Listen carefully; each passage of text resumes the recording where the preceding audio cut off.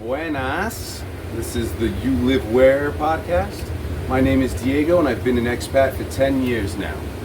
I have a feeling that you could Google any town, anywhere in the world, and there'll be a guy there that could explain to you what grocery store to go to, what attorney to use, what the tax laws are, what type of investment you can get for living there, the ROI on your money, and all of that. This show is not that. This show is, I want to get straight to the experience of it. I feel that if I were to ask you about a concert, we might talk about how long it took you to get there and maybe the ticket price, but I want to know the feeling. I want to know how it felt and really, how that played out. So, this week I'm having a conversation with my parents. It's a very special episode for me. They have been living in America now for years and years.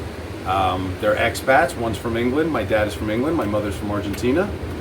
They moved to the United States, and I'm going to find out a little bit about their lives today. So I really hope you enjoy. So, welcome so much. Thank you guys, Lucy, Peter, my parents.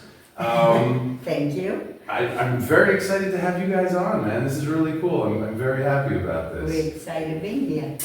So I'm going to shoot you guys just a couple of questions that I want you both to answer, and then we'll get into further down how it all worked out. But so, Mom, why did you decide to move to America? What was your jump? Well, that was so many years ago, but young, we have an uncle live in New Jersey, and that was like an invitation. Hey, why don't you come and visit? And that's what happened. It wasn't that I just wanted to leave, but that was one of those years, 22, 23, when you finish school and then you just don't know, or you can be free to do something like that, come and visit. Okay, and so New Jersey because we had an uncle living there. Exactly, that was what the U.S. and New Jersey. Okay, all right. Peter, how about you?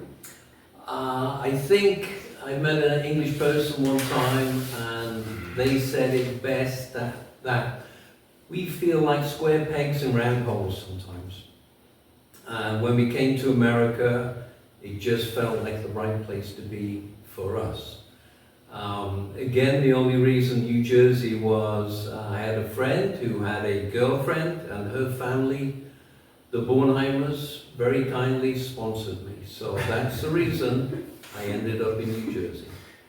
All right, and this is years ago, but in the beginning, were you ever worried or scared about anything making that jump, coming from England to the States, or is there any? No, in the beginning, it just feels like it's a vacation. I honestly thought I was going to get off the plane and it was going to be streets of gold. I honestly thought that. So it was a rude awakening. And, I had a very professional job with a company car. And here I was, my own house. And then in New Jersey, I'm living in somebody's basement. And it was a reality check. So you had to start over entirely. You left everything. Yes, You had an established life there and left that. Right, I left everything in England, but I decided I'm going to try and give America a go. And you? Were you scared of anything? Was there anything that you were worried about when you first thought of doing this, or no? No, not really. No, because I came to the U.S. from Argentina, and being that my uncle had a restaurant, little English, so I was able to be bartender first, help in the kitchen, but I have fun. Learning the language, and besides that, it was a town, not many Spanish, so it's how I learned quickly. And it was fun, all the way. No, never worried. Awesome. Along that time, in your first couple of years, did you ever think that you made the right or wrong decision? Did you ever think, oh shit, I should go home, or fuck home, I'm good here? Was there ever? Exactly, the second one. I put it for the US, and I would say I loved everything about it. And I still do. That's awesome. And Dad, how about you? Was there a moment where you're like, this is the right decision or not? I had an open-ended ticket, so I could go back anytime I wanted to. However, things were difficult because I wasn't doing what my education and training was for. I was working in a restaurant, and I didn't think that was the right life for me. What I did then was, one day, I always remember, I went to New York. I went up to the top of the Empire State Building and says, I have to make a decision here. And believe me, when you're at the top of the Empire State Building, you see New York and New Jersey spread out in front of you, you say, I got to give this country a go. I've got to be committed. And it was that point I started looking for a job. I looked for an attorney to try and help me with my green card. And I was successful, I was lucky.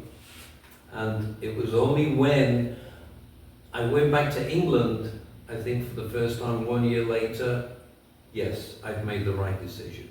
Nothing to say bad about England, I just felt at home in America. Okay, wow. All right. So, Dad, talking about coming to America and from England and all that. The movie? No. But was there ever a specific instance of culture shock for you when you got to America? Do you remember anything the first time you were like, oh my God, this is crazy, or this is different, or anything shocking? Yeah, the very, I went to work in a restaurant. My very first day, it was crazy. I didn't know anything about American food, American drinks, and I remember the first 2 ladies I served, I was shown what to do. And the first thing is, offer a drink from the bar. And they always remember the lady saying, can I get you a drink from the bar? And she said, I want sex on the beach. And, my face just hit the floor. And she said, it's a cocktail, honey. And I said, okay, this is something totally different. And that was the first time, yes, it was a culture shock. But it's not a culture shock. It's almost like you're living in a movie.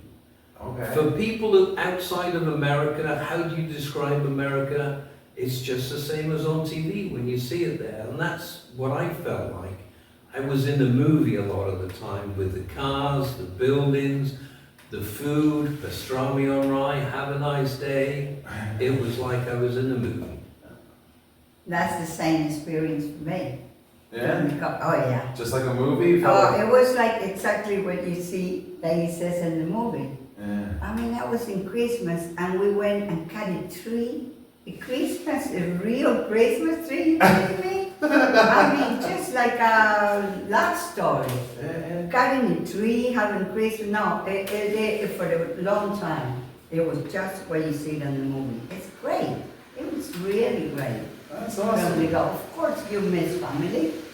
A couple of things that you want to have, but then when you're here, then is when you realize that you have to make a decision that you said, and it's when you do it. So segue, you mentioned missing the family. What year was it when you first moved to America? 1972. So 1972 is vastly different than today, needs of communication. Very. How did you stay in contact with the family? How did you... I was working in the restaurant. It took 2 weeks pay to make a 10 minutes call on the phone. So expensive, and between crying and hello, and then they put somebody else, the relative, was 10 minutes, you didn't say anything, and it cost 2 weeks pay. It's how expensive it was. High, very high. The letters took forever, then I used to tape, and send tapes recorded. Is that hard? It was hard? Yeah, it's very hard, very difficult. This is like, you can't explain someone young how it was then. You can't. You? With me, how did I communicate? I came here in '89. Okay. So a little bit different, I think. I think, as Lucy says, you do it with letters, first and foremost. And I sort of remember, and then telephone calls. And I do remember that, yes, everything is handwritten at first, excuse me. But then after a couple of years, I got my first computer. Wow. So I would type things. It was easier that way. You type everything, you type what the story, because the story is basically the same for everybody. And I'm sorry, you just put a different name at the top. And you sent that off. So that was the hack of the late 80s. Absolutely, absolutely. So that was a way for me. And yeah, that was it. What are some of the favorite things about America? Then, because then is much different than now. No, So let's no, just we're say- talking about when I Yeah, then, when you got first got there, some- opportunities, Diego. I didn't have like a college degree.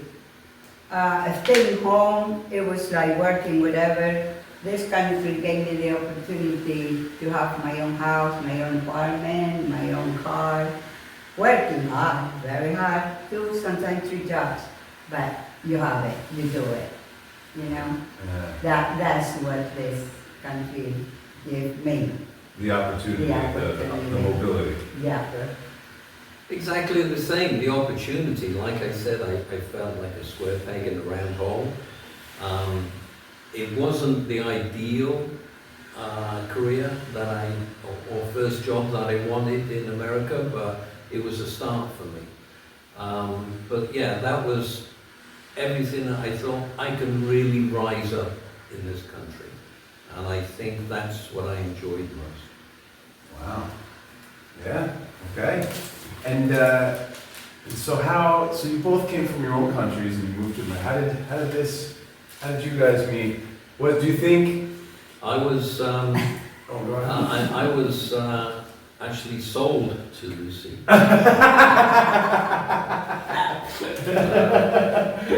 For a cheap price.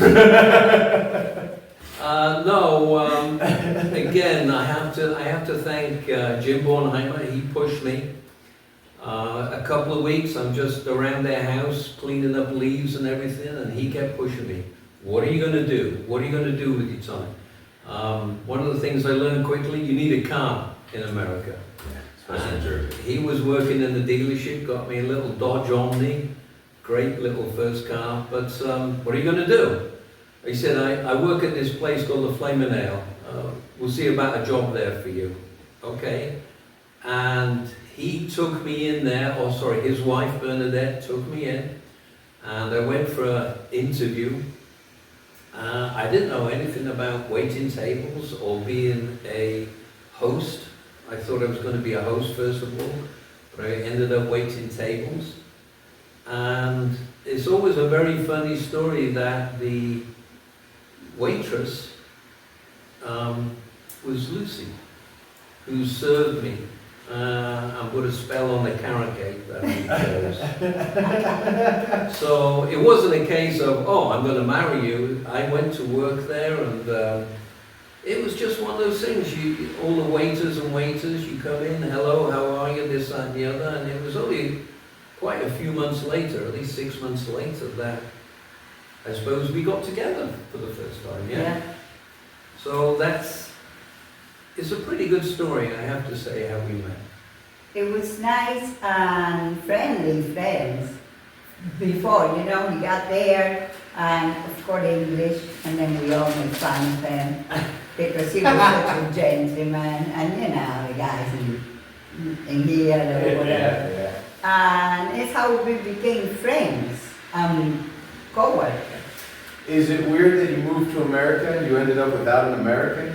Well, I mean, he's American now, but at that time, was it that you guys met foreigners outside of your country and that's how that worked out? No, I think it's destiny if you want to believe on Oh, that. okay. All right. It's just, it happened. All right, well, I was still making fun of his English and trying to imitate. okay. So, in the both of you coming from another country and then meeting up in America, even though you're not from the same country, I'm sure, was there at times where that helped you find common ground? Like you were able to understand Peter's problems more than, or Peter, the opposite way, understanding your situation more because you're both expats and you're, one of you's not from America, you're both from out of the country, so you understood each other's struggles. It was a double whammy for me. Not only am I in another country, I'm in another family now. So it was, you can't put them together, but yes, I was learning. yes, I've been in relationships before, but this was totally new for me. A relationship with somebody who had some children and had a different life. And I was on the edge of it and I was coming into it. Yes, it was very difficult for me at the beginning, and it took a long time, and I'm not going to say our cultures are similar or the same. I think in a lot of ways they are not. The Latin way is, and you say it very often yourself, it's knicker time. And the Latin side of things was, yes, that's when we want you here at a dinner, but that's when we're going to come. English, it's different. You get there early. So there was lots of things I had to change myself. You don't realize it, you don't want to, but you do, and you think, in the end, hey, it's okay. You have to meet, as with any marriage, you have to meet in the middle somewhere. Okay. Well, it was completely different because we were really, you know, when we're hungry, we rest when we're tired. Peter is structured. Like at this time you eat, at this time you sleep, at this time everything. And yeah, I think it was harder for Peter, like God Well, we're introduced a lot for anybody. Besides, you see, we had a life, you know, when you meet sometime the same age or the same whatever, it's a little easier.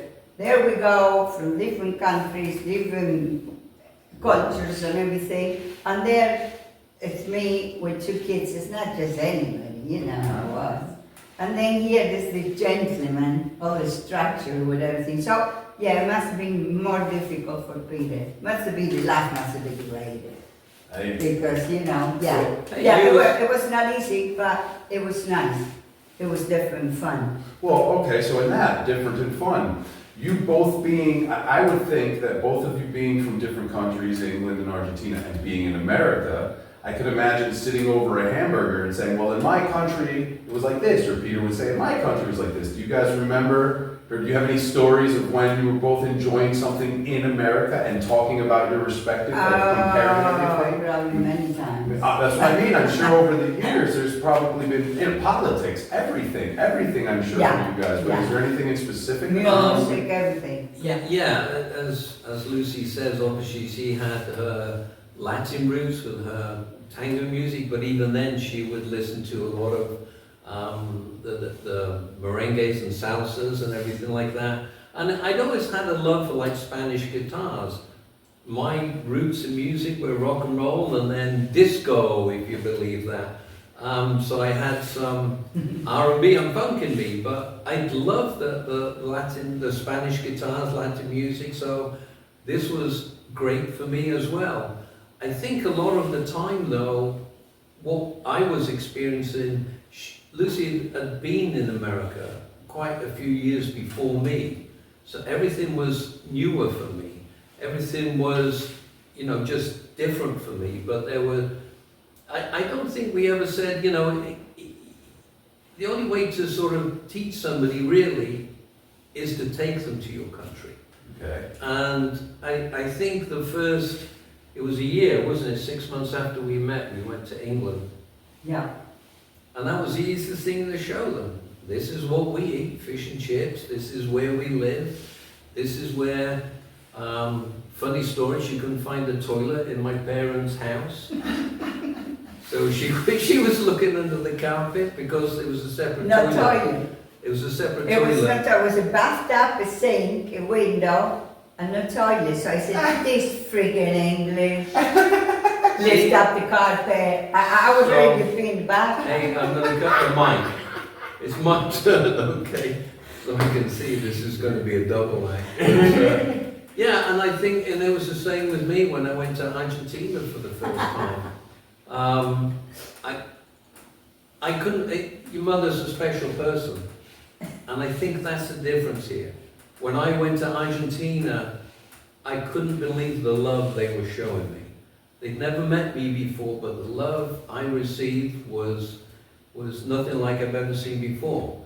And, you know, you realize then the differences countries. You have to go there. A lot of the time it's not the same as you know, we do this differently in our country, and I suppose we got over that side of it because, you know, we loved America and we said this is our home, and that's what kept us going, I think. But yeah, and then we always, hey, what's up, hug, kiss it. You know, the British, we don't have. And then we can shake sometimes. So it takes a while, but look at us. Yeah. How many years, I guess, you know, we like each other. I mean, being from we like each other. Being from separate countries and being in America, did that when you would go see things? Was that it's like? So I've been on school trips with people that are from America, and when they see things, they used to go, all right, I've seen this, I'm used to this. I remember when I was little and the three of us would go to Washington, D.C., or we would go anywhere, Poconos, wherever we would go. I remember for all three of us, it was always a wow, you know what I'm saying? Do you guys have any of those moments where I wasn't there, where the two of you saw something and because you're like, wow, this is so cool because this isn't in our country. Did that have an impact on you guys? Do you remember any of those stories? Yeah, even when we went to Jersey City. I've been there forever, and one time, Peter, we took a ride. Do you remember that? I do, yes. Again, one of the things when I was having, before I met Lucy, those like 6 months, I would take a ride, and in those days you had to get the maps out and see everything. Said, well, look, if I go to Jersey, Liberty State Park, that's what we went to, Liberty State Park. I can see the Statue of Liberty. And you got a glorious view of downtown Manhattan with the Twin Towers, and it was amazing to me. And then after I met Lucy, a few months, I don't know, we just went for a ride, and I took her there, and she said, wow, I didn't know this existed, and she'd been here many years. It's like breathtaking. Right. Okay, so we go to Baltimore. When Jimmy went to college, the same thing. I remember seeing that. You remember? No, you were little. Gorgeous places. So yeah, I still go places and I go, wow.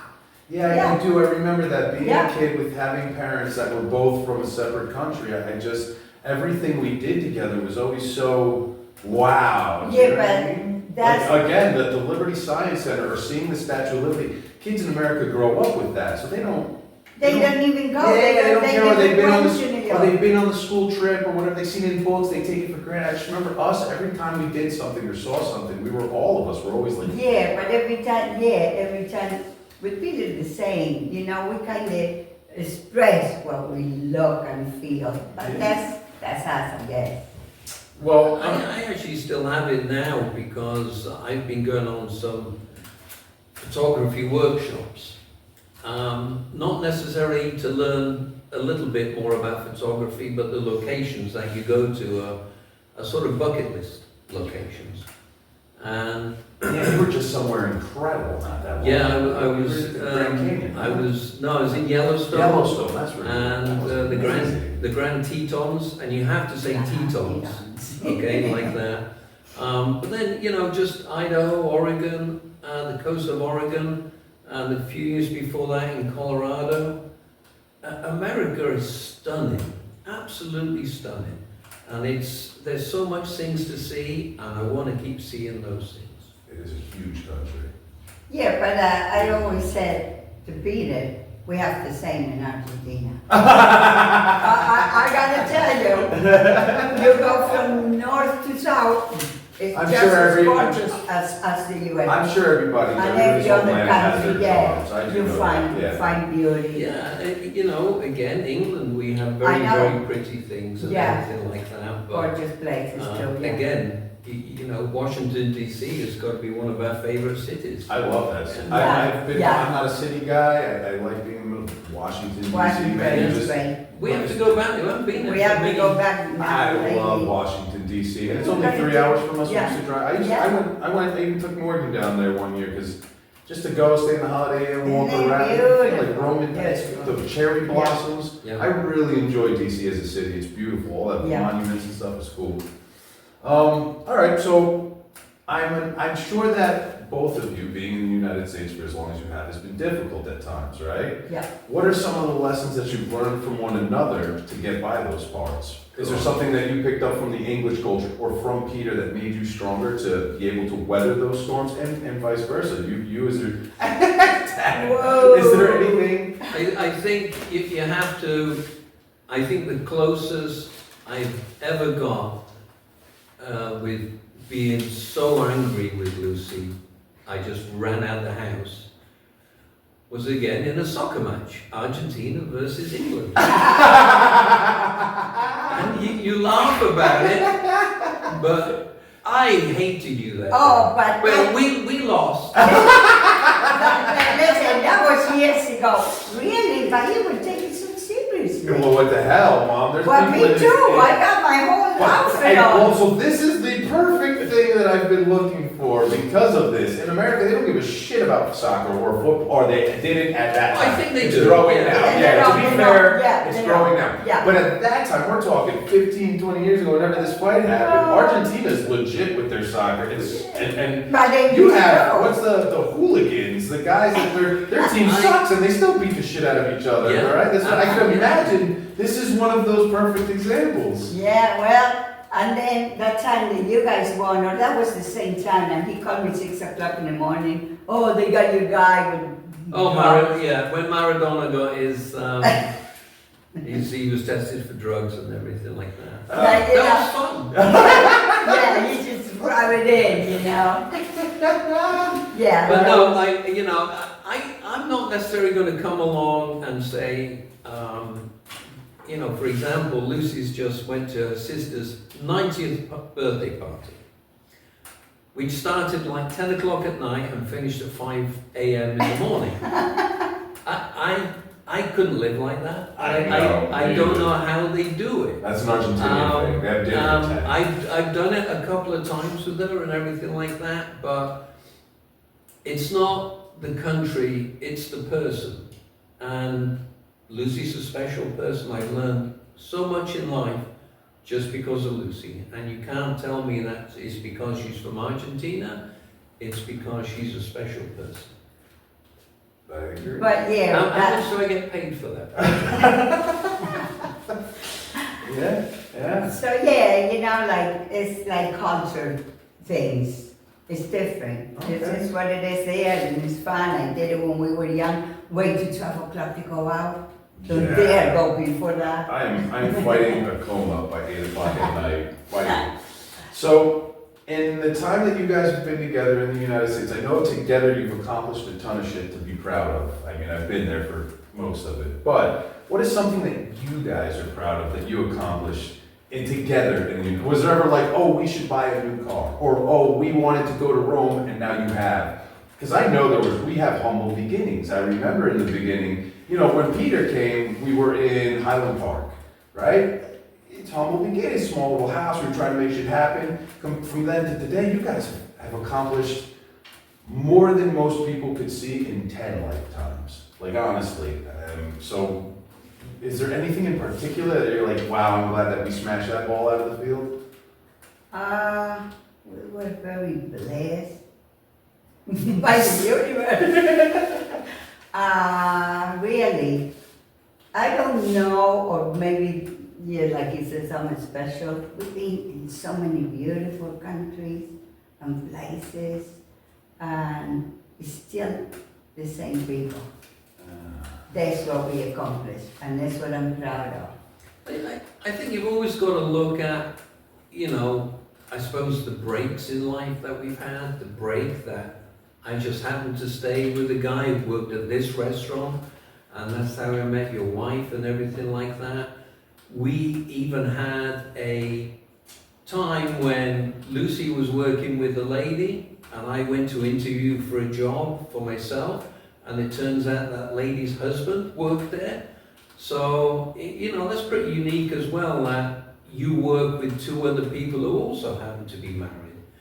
So, a lot of our friends, it's been great. A lot of I have to say, Edison was a wonderful time because we had a group of The whole block. families, Oh, the whole block. I tell stories of that. In That Edison. community Yeah, that was weird. That was just a wonderful time because we had a lot of young families with us and they were growing up. We still keep in touch with them. But those memories are very, very special. And again, we have been lucky. We've seen a lot of the world through, you just go to your own countries, you know, that's 2 extra countries you've seen. But I was living and working in China, so from China we use that as a base to see other countries. But it's great, you know, because again, you see other countries, they're stunning, they're beautiful, they're lovely, but as, you know, Frank Sinatra said, it's great to come home, and America is a home. All right. Yeah. All right. And then, like I said, like we're proud of our many, many good friends throughout life. Was it difficult for you guys in the beginning to make friends? Like as expats living in the country Well, that and was together? Like, It was difficult for people to understand me. They will understand me. No, but it's the funny thing. He comes to a country that speaks the same language. No, we don't. but no, it's true. Yeah, It's I true. get it. And then me, you know, so this funny thing that my friends will ask me what he was saying. I'm a horrible English, and I have to tell you what he's talking about.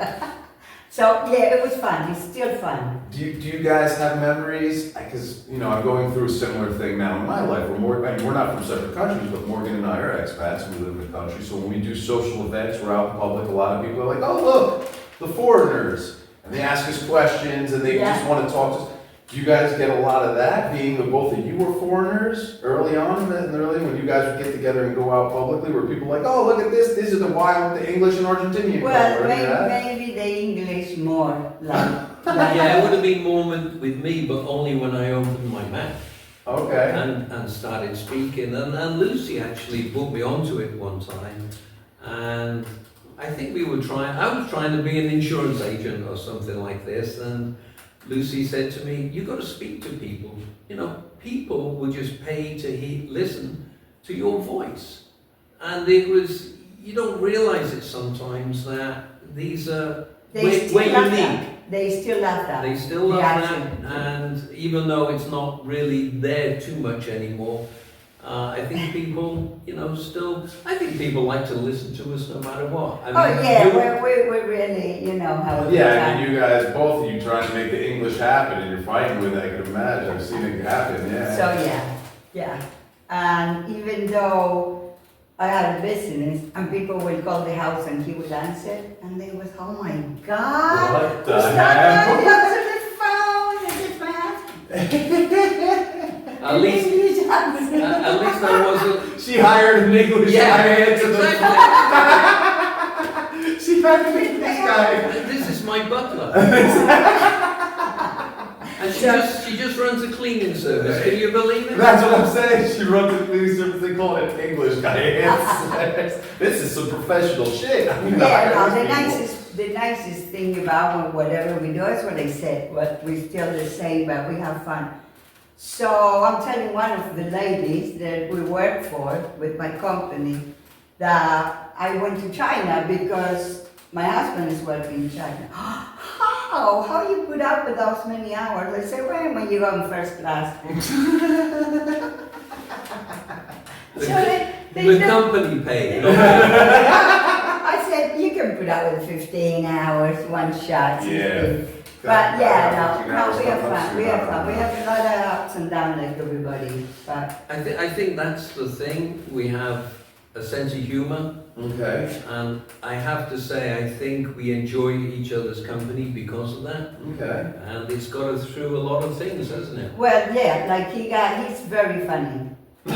Yes, Peter is very I'm funny. always paying you. It's He all got, right. he got like sometimes some jokes that you say, what is he talking about? But No, I thought the playing on the guy's sack the other day was great. It was That was a good joke. That That was a was good joke. Nobody got it but me. I was Yeah. the only one sitting at the fucking table. I laughed my ass off. But okay, and then, you know, we just like funny, no matter what, from Cordova. Yeah. Jokes. So yeah, we do have fun. Good. Fun time Good. joking about each other. All right. So if there was people thinking about moving to the United States today, right? I know it's a much different time than when you guys did it.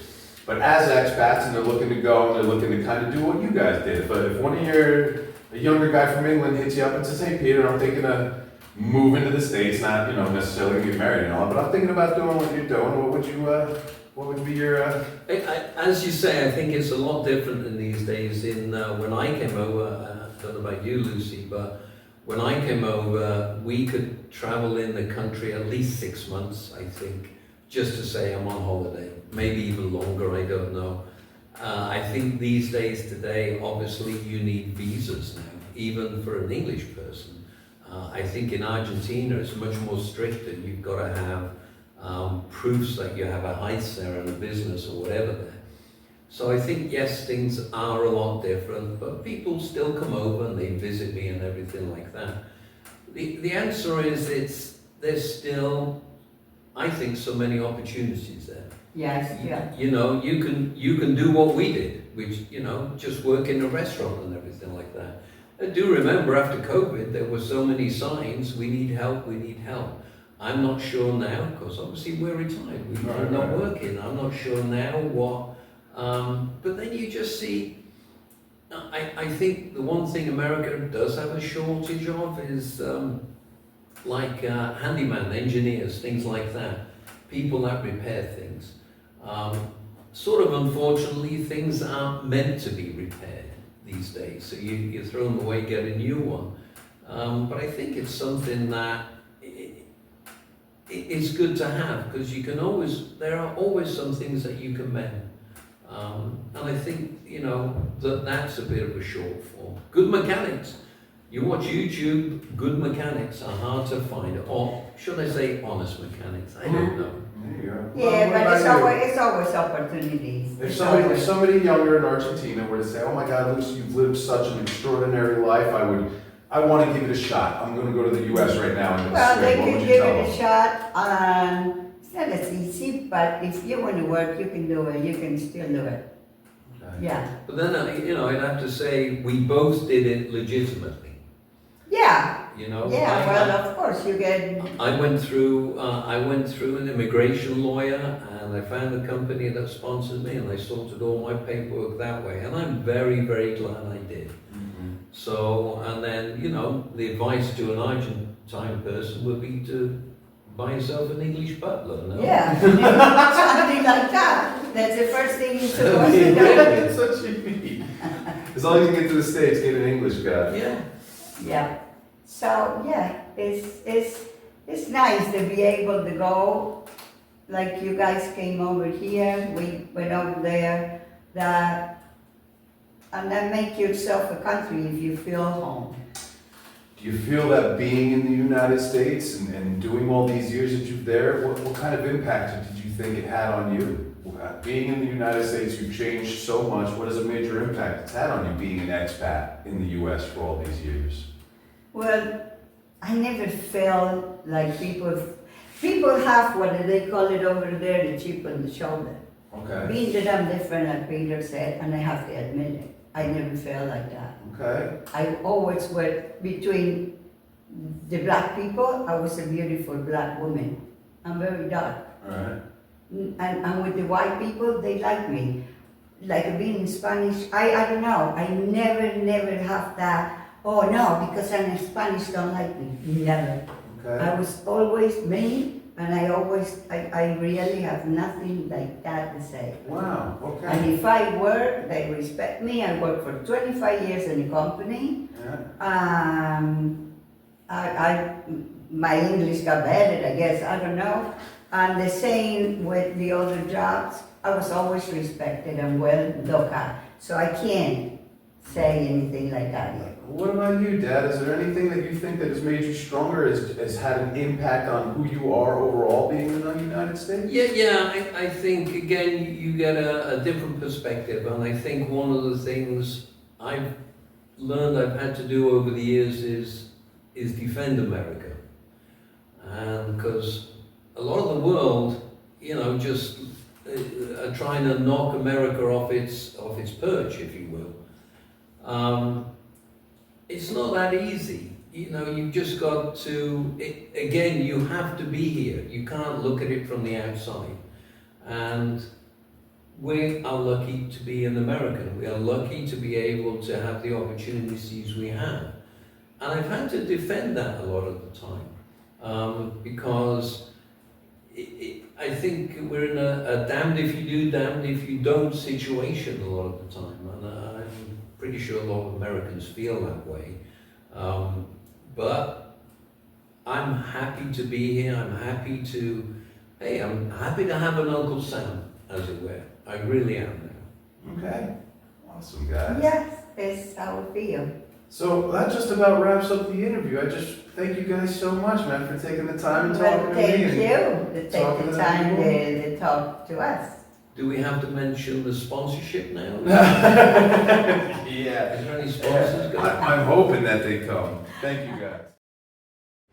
Wow, Mom, Dad, it's amazing. Thank you so much. I'm so grateful to have the both of you in my life, and thank you for everything. To my audience at home, I hope you really enjoyed that. If there's any questions that you would like me to ask my guests in the future, just put it in the comments section. If this is up your alley, just give me a like and a subscribe, and I hope to see you in 2 weeks.